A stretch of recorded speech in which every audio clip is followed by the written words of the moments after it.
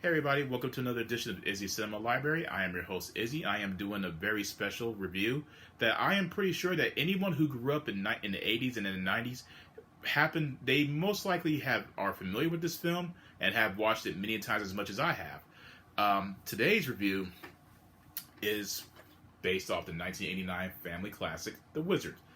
The 1989 film is essentially a feature-length film that is cleverly disguised as a Nintendo commercial.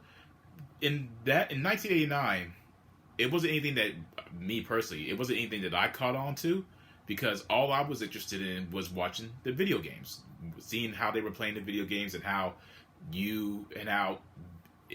from my perspective, you were thinking about how you were such an expert at games like Double Dragon, Castlevania, Legend of Zelda, which here I am calling myself an expert then, but I can count the number of games, regular Nintendo games, mind you, that I beat on one hand, and it's not many games. I have to say, if I'm completely honest with you, even though I was great at certain games back then were pretty difficult. You can't. It's not so much now where you can just get on YouTube to look up a walkthrough and beat it probably in one day. Back then, without the use of, obviously with no internet and YouTube to help you, to guide you through your playthrough journeys, it was all based off of trial and error. The film stars Fred Savage, Luke Edwards, Jenny Lewis, Christian Slater, Beau Bridges, and it's a film about the character Jimmy, who, after experiencing a traumatic loss of his sister who died in a drowning accident, he is committed to going to California. Also after experiencing the tragedy, he socially and physically withdraws within himself, where he doesn't necessarily communicate with anyone that he's comfortable with, and surely anyone who's that he's not comfortable with. He's not even impaired. He's just, I don't want to say socially awkward. He's just, with him being a kid and watching something that was horrifically tragic for him, it damaged him psychologically. His brother breaks him out of a children's institute because he was about to be sent into a foster home, and throughout their journey, early on, he discovers that he is quite adept, if you will, to video games. They happen to bump into another runaway named Haley, who witnesses his greatness at these video games, and they decide to journey him through the United States of America on the massive road trip to this video game tournament called Video Armageddon. They are also hunted by this sinister, goofy villain who brings children back to their parents for money. Quite an unlikable but yet goofy character. Also in their way is an antagonist in Lucas, who is another wizard at video games, who happens to be great at all. It's been so long since I've watched this film. I think he said he's great at all 97 of them, if I'm not mistaken. I want to say it's 97. So anyone who has watched this film as much as I have, and please forgive me, it's been years since I've watched it. Feel free to correct me on it. I want to say it's 97. If it's not 97, please comment on it and let me know if I'm right or wrong. I promise I won't get upset. But the film is, I can remember watching this film by myself many times, and also at friends' house, whether it was my house or their house. We would watch this film almost all the time whenever we were having these sleepovers. And afterwards, we would be trying to beat the games and failing miserably at it. But it's just one of those type of films where anyone who grew up in that period, and say they have kids right now, they could put this DVD on and watch it with their kids and expose their kids to what we grew up playing and were a part of during that specific point in our lives.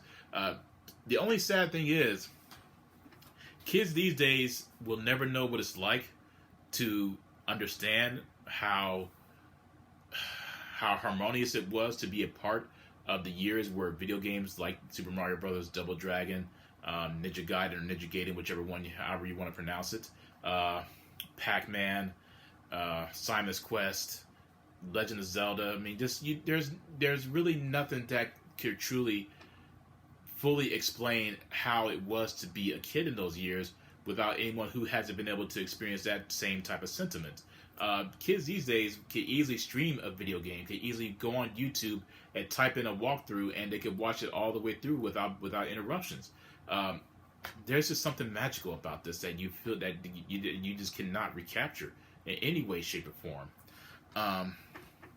But I grew up, I loved this film, and I still do actually, because it just reminds me of how simple it was to be a child in those years, to have that carefree nature. Whereas here I am at the age of 38, and I'm not gonna lie, I missed those years of being 7 or 8 years old, 10 years old, where the only responsibilities you had was to go to school and do good in school, stay out of trouble, and that was it.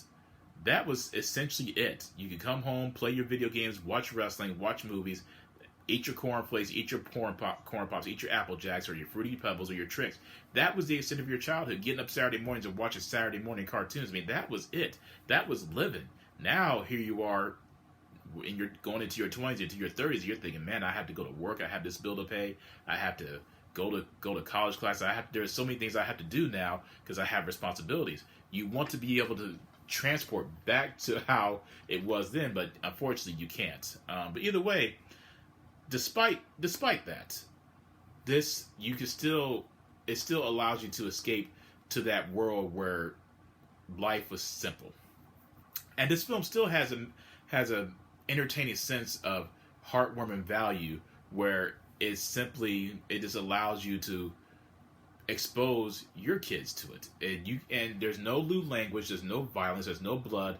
Well, a little bit of blood when there's a little bit of when a minor scuffle breaks out, but there's nothing that will traumatize kids. There's nothing in it that would make you, at least in my opinion, as a parent, that would make you feel that your child can't watch this.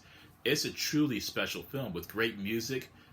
Even though the acting is a bit iffy, but you're not watching this film for wonderful tour de force acting. You are simply watching because you know what it is, and you're embracing the entertainment and silliness of it.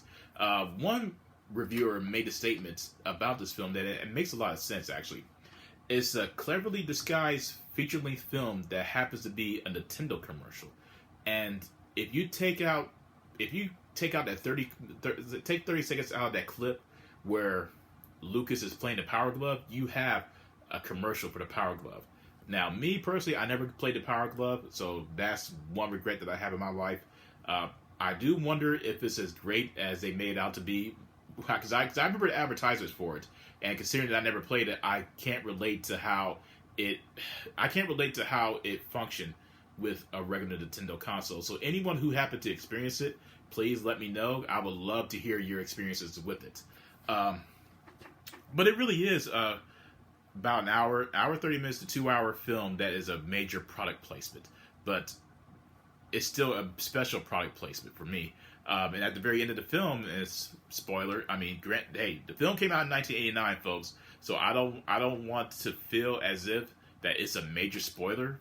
But I'm pretty sure the majority of us who grew up in the 80s and the 90s have watched this film. So I'm going to go ahead and spoil this moment of the film where we're finally introduced to the game of Super Mario Bros. 3, it's very interesting how before the game was even released, you actually got to witness one of the coolest tricks of the game, and where Mario's in the first castle, and you go in the game, you use your, I want to say you had the raccoon tail, and he flies into the screen, at the top of the screen, and you find a secret passageway that grants you the first flute, and that allows you to transport to all these different worlds. Needless to say, that game introduced that concept, and from then on, that was it. Super Mario Bros. Went on to become one of the most popular games in the world, and still is. But the Wizard took it to a whole nother level. And nowadays, I don't think you can really make a film like this anymore, simply because for the overall fact is technology is so different now, and it is constantly evolving. So a lot of these games now that we play, we can easily just go on YouTube and look it up and beat it within a day. It's just, the Wizard couldn't be made today. And so that's why I'm glad that we have the national treasure of this. It's just a magical family film that me personally, I can't get enough of. I think I'm going to watch it later on tonight and just find myself reminiscing all over again, so that way I can confirm whether it's 87 or 97. I want to say it's 97 still, folks. But that is my review of The Wizard. I hope everybody enjoys it. Please let me know what you thought about it if you have watched it. And when you do get a chance to watch it, please let me know what you thought about it. Let me know on my Facebook what you thought, and provide a like and a comment on my YouTube channel. you'll be seeing and hearing from me again, my friends. We're experiencing unprecedented layers of unpredictableness and uncertainty in this world. However, I am here to provide you with that necessary escape. I am here to bring you some relief, and you're gonna be hearing and seeing a lot of me, my friends. So please be safe, stay healthy, and peace out.